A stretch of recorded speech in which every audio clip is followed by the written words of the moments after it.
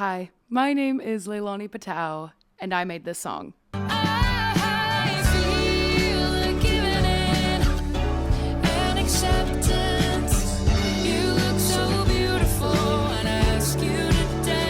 She's called Kiddy Scissors. She's out everywhere now. But before we go anywhere, you have to see my shirt. She's having a dance party. She's a pigeon. She's having a dance party. And we're about to have a dance party talking about Kiddy Scissors. I'm a producer. I'm always proud to say I'm a producer. I produced the song. I wrote it. I performed it with the help of Nat Yu, who is not here. Side eye, someone has a job. I'm fun employed. But I produced this song pretty much on my own, and I want to show you guys what I did because this song is pretty fire, and I'm really proud of it. I haven't released a song so lovely, ever. I love my wife. I love Nat. I love her so much, and I wrote a song. It actually started as 2 different songs for a class. NYU alumni here. Ooh. Fresh alumni. And I thought I would just walk you through it. So to know the whole lore of this song is, first of all, you gotta be trans. Girl. The song is about being in love with a trans person and seeing them figure out themselves. It's about seeing Nat figure out who she is. I've had the honor of cutting Nat's hair for years, even before we were dating. And I remember this one time I gave her bangs because she wanted something to make it clear. I was so inspired by seeing her look more like herself or feel happy in her skin that I wrote a song about it. And it's a song about feeling beautiful while being trans and how beautiful it is to be trans together, to figure yourself out with another person that you love deeply. T for T forever, I guess. T for T saved my life. Low-key it did though. Picture me dating a... Don't even picture it. Picture this. The pigeon dancing to Kiddy Scissors by Leilani Patao. Here we are. I was in a songwriting class my junior year of college with the artist Palehound. Love you, Elle. And the prompt was to write, I think it was one of the first prompts we had that semester. The prompt was to write 2 different songs, one at a really slow BPM and one at a really fast BPM. I had this idea to write 2 songs from my perspective and one from Nat's perspective of the experience of seeing each other. And so there's 2 songs about both of us getting haircuts. The first one is Bangs. Guys, these are rough. You should be proud that anything presentable came out of these.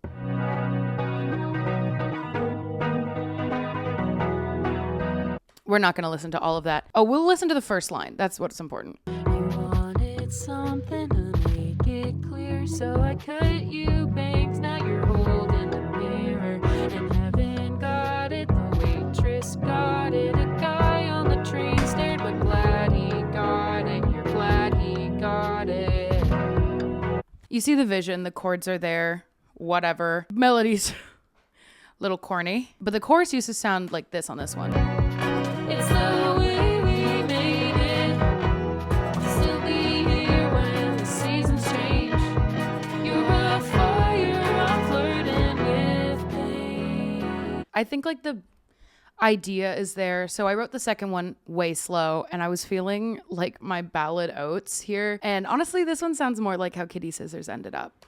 I cut your hair and you said you make an ugly boy. And the idea was that this is Nat's perspective singing to me. And on the train this morning they stared, but you're snoring through the night. I think I pretty much kept the chorus of this song. I feel a giving and acceptance. I feel so beautiful when you ask me to dance. And I love what we're becoming. I cut your hair and I like it. like the vision is there, but why are we at a snail's pace? I think the prompt was fun in that like I could make like the two perspectives, but oh girl, let's speed it up. So this led to this demo here, where I was like, okay, I want to find the middle ground between these two songs because I like the idea of like writing about being in love and being trans and cutting our hair. This demo is a bit oof. Okay, so like obviously the BPM is 88 now. It's not like 7. And I think the key is new. This is like neither of these songs had this key. I don't even think I re-recorded the acoustic guitar from this demo. But here's the vocal. Girl, are we in the bathroom? I actually don't even understand like what is making it sound like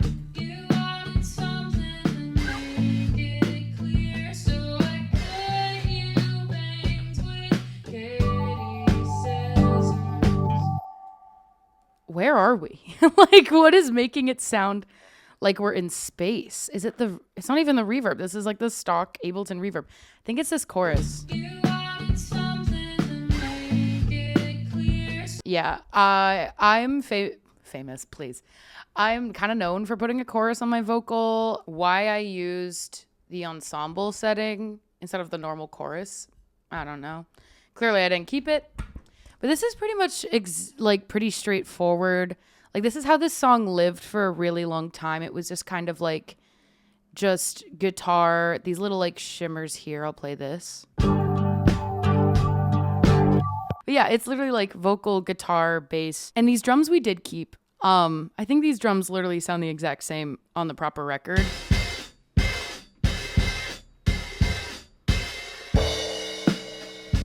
Gung, that crash. For context, most of my drums, even though I went to a really prestigious like recording school at NYU and we had these fancy studios, I always forgot to record drums there. I had to for class, but I never like sat down and released any of the songs that I recorded at the Clive studio. All the drums on most of all the songs I've ever released, with the exception of one on this upcoming deluxe, is recorded at Clive. This one is recorded at WNYU, NYU's college radio station.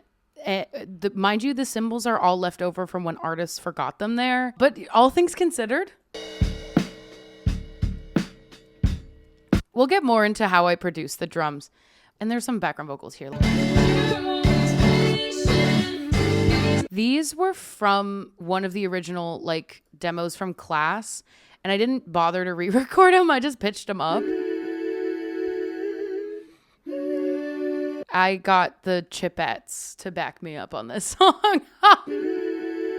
Yeah, it was a big pull, like contacting their manager and like getting the Chipettes from Alvin and the Chipmunk to come out. But yeah, but that's pretty much it on the demo. Like I let it rot like that for a second, released an EP, got signed to a label, did some other stuff, graduated college, mind you. I came back to Kiddy Scissors later. This is like the final Ableton session of me mixing it. Yeah, I do all my own mixes. Please don't judge me. Please. I don't know if this is true for other artists. I'd like to say I'm a good mixer for other people. When it comes to me, I lose all objectivity. I'm not objective anymore. I'm just like, this song sucks and I can't listen to it anymore. So this song, I wanted it to be interesting. I really loved the production I did on the original songs on Daisy. And this was made around the same time. I don't even know where to begin. God, let's just start with the guitars. As I told you guys, I literally pasted in the guitars from the demo. It's an EQ, a roar, a chorus.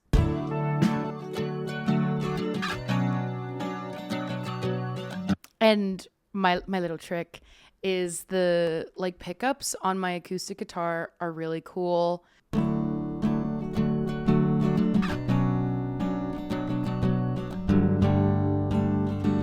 Like all things considered, I think that's a pretty good pickup on an acoustic, and I love the sound of it having effects. I am an effects head. I would love to be a pedal head. I don't got that kind of budget. So I've just gotten really good at using Ableton stock plugins to make guitars sound.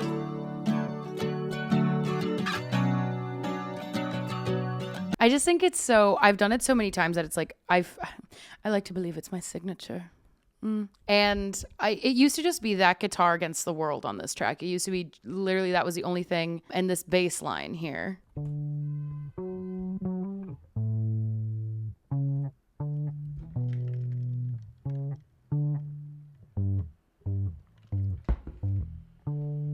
Like, it's pretty in the front. Ignore the fact that I put an auto-tune on my bass. She needs a tune-up, girl. Basic stuff, EQ, compressor, the auto-tune. This preset, guys, this bass fattener, I think it's called U-bass, R-bass. It's a letter and then a bass. Hold on, wait. Ignore my tabs. Yeah, it's this plugin here. It's actually not that expensive. But the school where I went had them on the computers, and I like the sound of it, but I didn't want to pay for it. So I like this bass fattener preset on the Roar, the Ableton stock plugin Roar. That was pretty good. Like,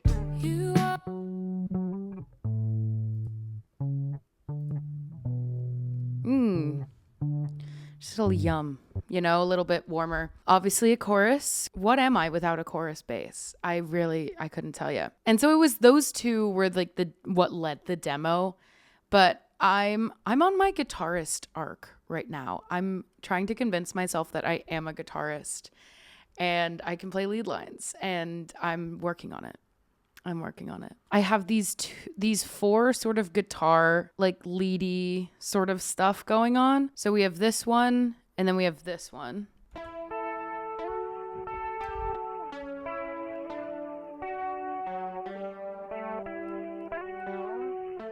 Like pretty classic, like, ooh, it's an intro. And like the tone on this one, just a roar with a chorus. And then this one has the chiptune filter, the Redux preset. I'm scooting my head over. Reminder. Yeah, it's literally a preset in Redux. And Loki did learn about it from an Underscores production live stream. And I'm obsessed with it. I just think it makes everything sound so like uniquely dinky.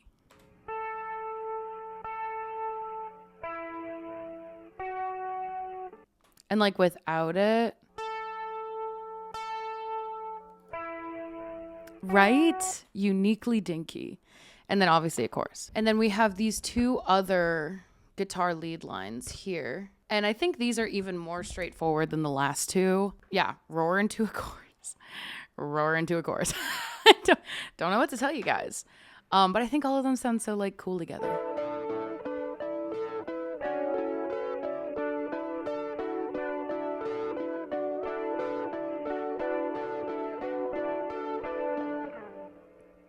Like, yay guitars. And I use this little like do do do do like as punctuation in the song. And then like to lead into the pre as well, like you get the point. But this chopping, I think this is so interesting, but I did low-key like turn it down so much that people can't hear it. So exclusive. It's my YouTube channel, so it's not that exclusive. This is what's in the background of the pre-chorus. Like, so this is the pre-chorus. You're always changing, pieces arranging, watching the broad strokes get made. But here is what's happening with these chopped guys.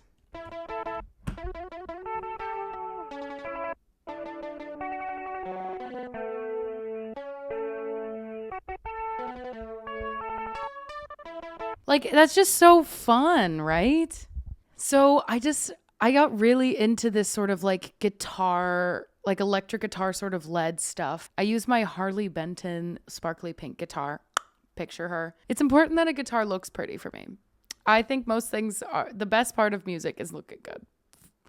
Don't know what to tell you. Maybe that makes me a bad engineer. Maybe that makes me a bad guitarist. Half the battle for being a good guitarist is looking good. And that I do with my sparkly pink Harvey Benton. And so that's what's playing on this. And then I have, like, I wanted to make this second round of verses. So like after the first chorus, feel like in a different place than the first one. So I have those two like overdrive into a chorus, like guitars with also a little bit of bass fattener. Didn't know that.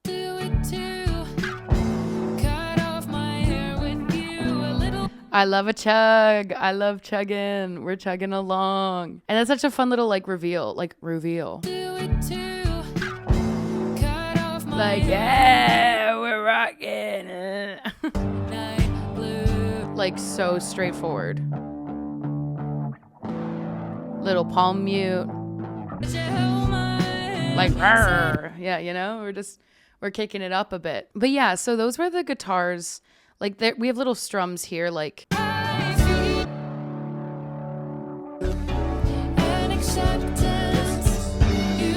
So straightforward. Yeah, I guess I'll go to the drums next. As I mentioned, I love my wife very much.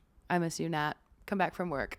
And I have her drum pretty much on everything I record. I think her drumming style has really, like, we work really well together, obviously because we're in love. And I think her drumming style is so cool. And I think that's what really makes the drum part.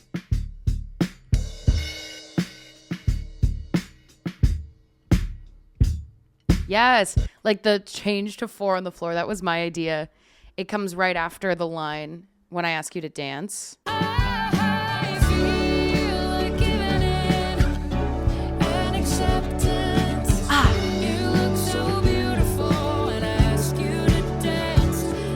Like, we're dancing, we're hitting the floor. But yeah, this drum part, it was a lot of like, I didn't really know what I wanted, but I knew that I wanted it to hit 4 on the floor at some point and to hit the syncopation of the guitars. And Nat is brilliant. And I said, you know, can you just go like, pa-pa, boom, boom, boom. And she knew what I was saying. And it's like all extremely like, I know this drum tone seems crazy. It's that snare on the snare. It used to be worse. The snare has a redux. Me and that redux girl, we're in a love affair. I am nothing without redux. Everything must sound lo-fi, I guess. So the snare sounds like this. And I put a gate on it because the redux just makes it noisy. This is the kick. Like, pretty subby. And on the overheads, together the overheads have like a bit of a transient shaper. I lower the transients, obviously EQ, and a chorus. Name of the game is chorus, girl. Nothing's in tune. We're all out of tune. And there's a little moment here that I want to talk about in the chorus. You know, I feel a given in and acceptance. You look so beautiful when I ask you to dance. I asked Nat, do that 4 on the floor. But what if I threw in a beat?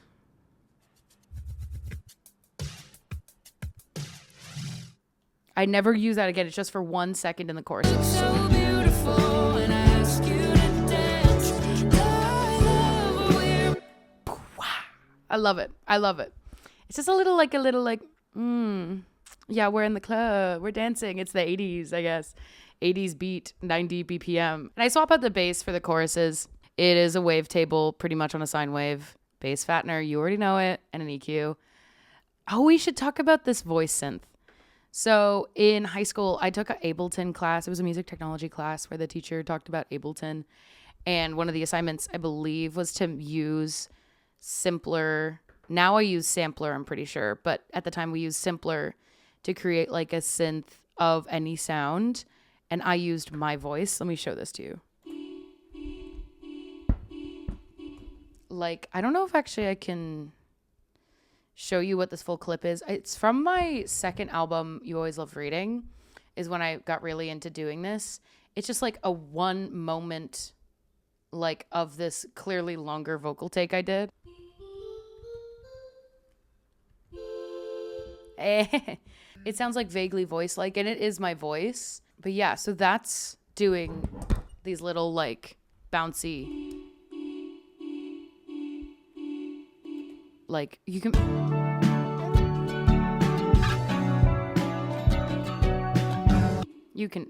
And they don't even come back. Oh, they do come back for the chorus. We're just hitting it. Oh. You look so beautiful when I ask you to dance. I'm fooling myself. You can barely hear that, but you hear it here. Yeah, just a little bit. I think now is time to talk about the second pre-chorus. This is actually an extremely new addition. I was like, this pre-chorus is boring. This song is so straightforward. I'm wailing on the mic. I'm serving pop diva realness right now. How can I try to do something crazy, just absolutely bonkers? I like chopping up guitars like this, like on the one beat. Like if it was going to hold that one beat, just like bump, bump, bump, bump, instead of like bump, bump. Let me show you.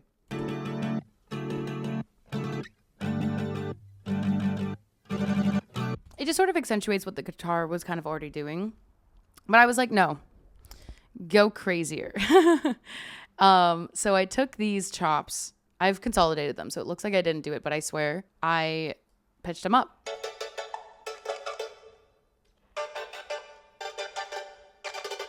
I love that little like that's just, it was a complete accident. And each of them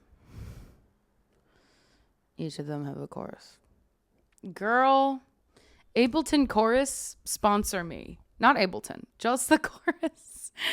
And then on this group, I just have an auto pan. Me and auto pan go way back. I love an auto pan. And it's like,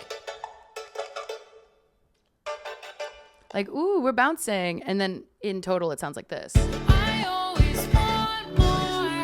Clothes later, my floor, and then we're back to the normal groove. I just thought that was like a fun little touch. Like the first pre-chorus is like how much I love seeing Nat change and seeing her take her time figuring out herself. And the second pre-chorus is sort of more self-deprecating in a way that's like, but you give me patience, so I'm going to give myself patience. It's like, I always want more, clothes litter my floor, picking the way that I look today. But you're always patient, pieces arranging. And then like, as if Nat's saying it to me, take all the time it takes. And then here, these guitars are doing the same thing again. It's just more.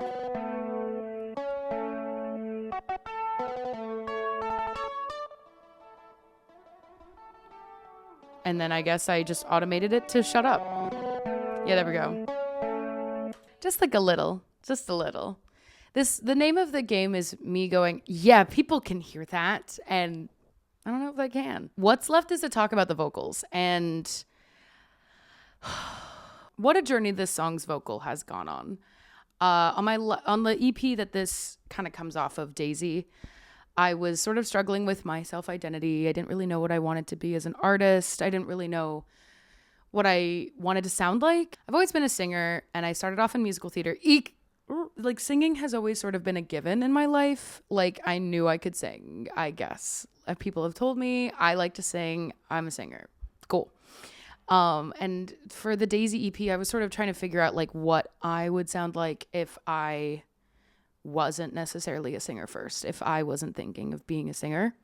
And so I struggled with this vocal a long time because it's such personal lyrics. It's so loving, and I want people to hear the words and understand them, that I didn't want to necessarily do the double track with a chorus and an overdrive like I did for Cut or Red Hair Dye or Girl. I think every song on the Daisy EP is double track vocals with a chorus and an overdrive. And I'm happy that that's like my thing. It was my thing for a second there. But I wanted to see what my vocal could sound like if it was still me, but like I'm front and center. I'm telling you a story. And it still has a chorus. The vocal still has. The vocal also used to have a redux on it. Too much. It made every S sound like painful. So it's pretty much just, let's just bunk right out of here. It's extremely straightforward. It's an EQ, a compressor, an auto-tune. Ooh, I wish I was perfect all the time. I'm not. This vocal control multi-band compressor preset, I just think it makes everything sound like kind of poppy and very clear. Chorus, because of course, and then the split band de-esser, another preset, and an EQ. Solo vocal revealed. Here we go. You wanted something to make it clear, so I cut you bangs with kiddy scissors. And let's solo the chorus, because I have a point to make. I feel like giving in, and acceptance. You look so beautiful, and I ask you to dance. I love what we're becoming. I cut your hair, and you like it. Not my greatest comping job. Every breath in there is like definitely cut off. Oops. But fun fact, had a pretty serious vocal hemorrhage at a gig in February of this year. And didn't know about it and didn't go to the otolaryngologist until like end of April. Of course, right before senior season, where I was singing multiple times a week and for shows and about to go on tour. So I'm glad I went to the otolaryngologist when I did. I tried to go earlier. Girl, the voice center at NYU Langone, there must be more otolaryngologists out there. No way your next available appointment is next decade. So it took me like 2 months to get an appointment after I was like, something's up with my voice. But I thought I was just tired. I didn't think I had a vocal hemorrhage. Like, trigger warning, I'm going to put it in. Trigger warning, this is what my vocal cords looked like. I look like bacon. My left vocal fold looks like bacon. Ooh, I look better now. I'm in vocal therapy. I went to get scoped twice. I do little cup bubbles every day. I'm on the road to recovery. I feel good. It's okay. We're all okay. Everything's fine. But I did record this lead vocal with a vocal hemorrhage. You wouldn't know, honey. I sound pretty good. I'm kidding. But yeah, so it's so weird for me to listen to this now. Like, because of the vocal hemorrhage, I did not speak for a week. I had to not sing for 3 weeks straight. Whenever I sing now, I have to like thoroughly warm up. I have a vocal nebulizer. And it's crazy to think, like, I just woke up one day and was like, I'm going to record the lead vocal to Kiddy Scissors. And my voice feels kind of weird. Let me just rip it. And here we go. I feel like giving in. I'm like clenching my butt cheeks there, though. I'm like really getting up there. And so like, think it was all okay. Like, it worked out. Thank you, otolaryngology.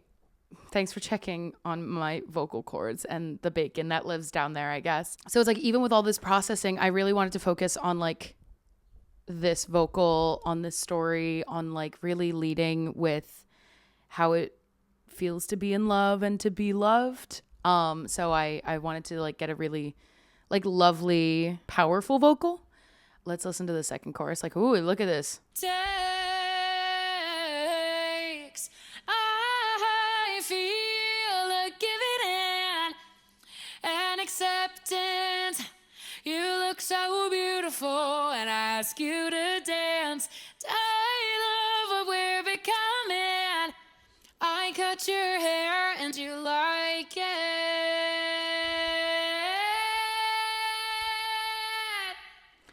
All the while my vocal cords are crying out. Please. But yeah, I wanted to like, I didn't want to double track it. I wanted to be really honest.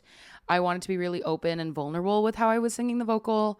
And I'm really proud of how it came out, all things considered. And then we've got some like just doubles on the chorus. Like, no one's gagged. I always want more clothes laid on my floor, picking the way that I look today. Just sort of lifts. People in pop are always saying like, put in doubles. It makes things just sound fuller and bigger and better. And I'm always like, no way. Like, no one can hear that. And then I started doing it and I was like, they were right. And oops. So yeah, so there's just doubles. I think it's just for the pre-choruses, and then the verses and the chorus I sing alone. Except I actually have Nat doing background vocals. I think she might kill me if I solo these too much. But yeah, I have her like singing background vocals for the choruses. Like, I'll play this. I feel like giving in and acceptance. You look so beautiful, and I ask you to dance. I wanted her voice in this so bad. Like, it's a song about her. It's a song about how well she loves me. Like, I wanted her to have little lines in here. Like, I cut my hair like almost over a year ago. It looked a little rank. Insert, ooh, you know. I cried because I thought I looked so busted, which I did a little bit. But Nat was so sweet about it. She was, And I cried when it looked bad, but you held my hand. Said it suits you like that. Yeah, it suits you like that. like, I just wanted like a little bit of like, oh, like Nat's there. Isn't that sweet? And then she has more vocals on the ending chorus. Hold on. I feel like giving in and acceptance. You look so beautiful, and I ask you to dance. I love what we're becoming. I cut your hair, and you like it.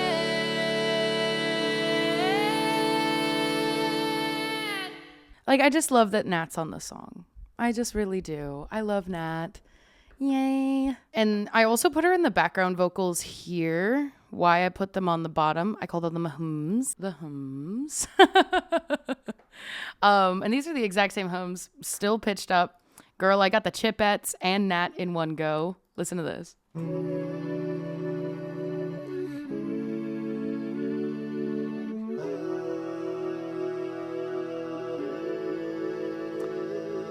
Like, something about Nat's vocal being in there, like, is like, oh, like, that just makes me so happy. And I really focused on these in the going, like, the last pre-chorus, the crazy one. Like, I wanted these to be sort of more centered.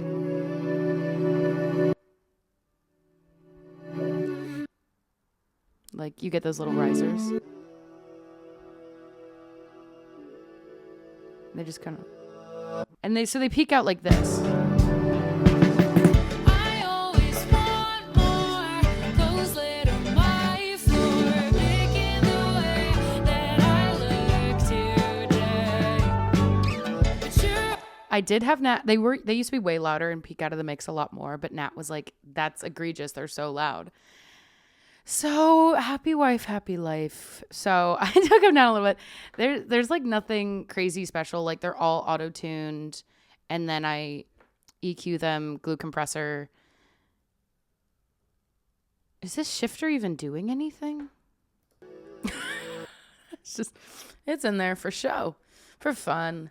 And then this chorus, oh, she's back. This chorus on the ensemble setting, mind you. Just so I guess it sounds like a group, but I just think it's like the Chipettes plus Nat.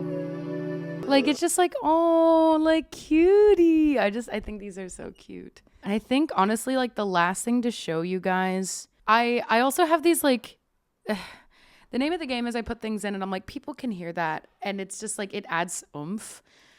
But it's not equal to the amount of effort I put into them, you know. So this is like, I have these. So listen to this. I always want more. Clothes laid on my floor. Lots going on. You have those crazy guitars. You have the kicks really loud. You have my big vocal. You have my double vocal. But then, and then you have this. I always want more. Clothes laid on my floor. Yeah, there's just like, some of them are auto-tuned, some of them are not. I was like debating whether or not to put those in, but then I was like, you know what? I recorded them. Might as well just throw it in there. You can barely hear it anyways. Like, But you're always patient. Pieces arranging. that's pretty much it for Kitty Scissors. I'm really proud of this song. I think it's really special to start this release off with a single that is about being in love and being trans. I think at a time right now, you don't even need to hear me say it. Trans people are in danger. They need our protection more than ever. And as a trans person in love with another trans person, I feel very afraid.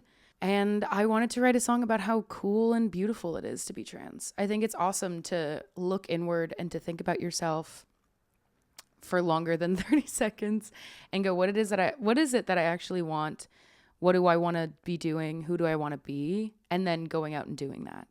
I think that's just something really cool. And I wanted to immortalize my thoughts on that in this song. And I'm really, really happy to share it with you guys. Finally. This one's been cooking for a while. Thank you guys so much for watching and getting through this whole damn thing. And I am so happy I got to share this story with you guys. I hope you learned something. Chorus forever. Get a chorus pedal. Get a chorus plugin. Do the damn thing.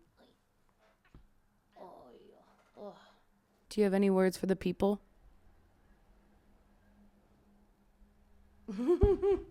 She's so cute. Amza, can you say thanks for listening? Say bye-bye. Go listen to Kitty Scissors. It's not on streaming. It's on Bandcamp. I think that the music industry should do better, and they should pay their artists, and they should not integrate AI and treat our art to be data to be traded. And Ramza agrees. That's why she's not looking. Yay, she looked. Please listen to this song on Bandcamp. It'll be out on CD soon if you guys want to get it there. And thanks so much for watching. Bye. Mwah, mwah.